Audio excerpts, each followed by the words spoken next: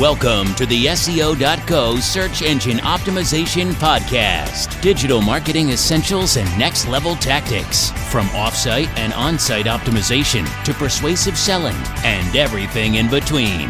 You'll learn actionable tips on what it takes to outright and outrank your competition. Now, here's your host, Timothy Carter.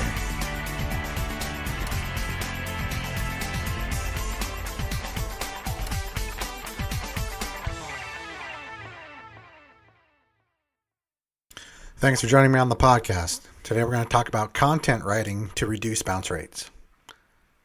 Many changes to your site that can decrease those bounce rates have to do with the design and structure of your site, including its layout and navigation. But there are simpler strategies that can be applied to your content writing techniques to get you similar results.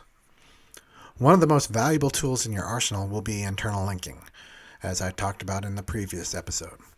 When you write the content for a new blog post or a new page on your website, look for opportunities to add those hyperlinks and that anchor text to those other pages when relevant.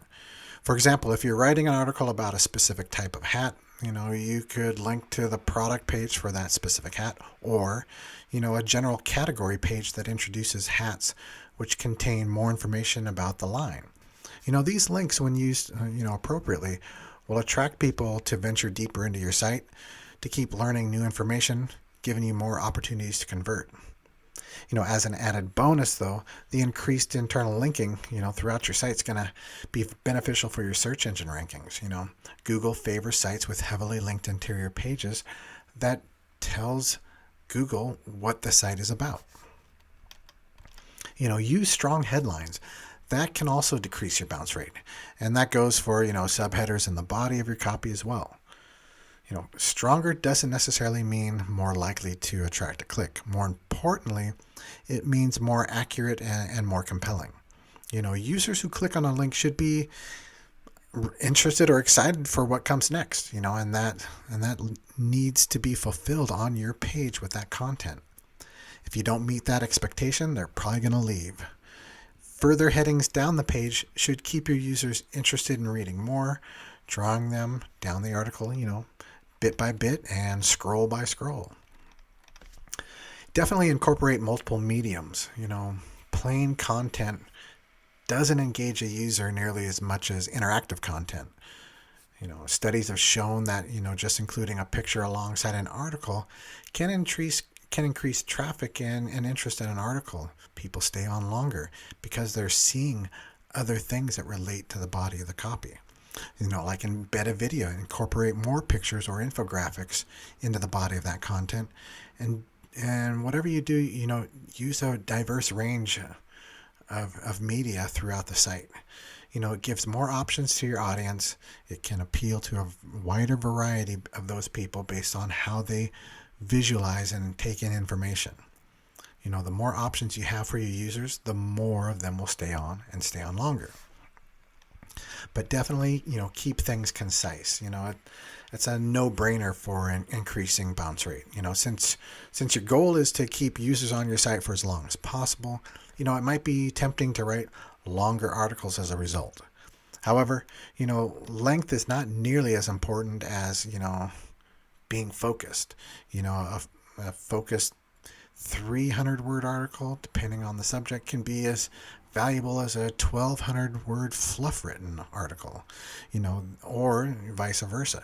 The more concise your content is, on a particular question or information piece, the more value your users will see that page be on your site, and that's what's going to draw them in deeper.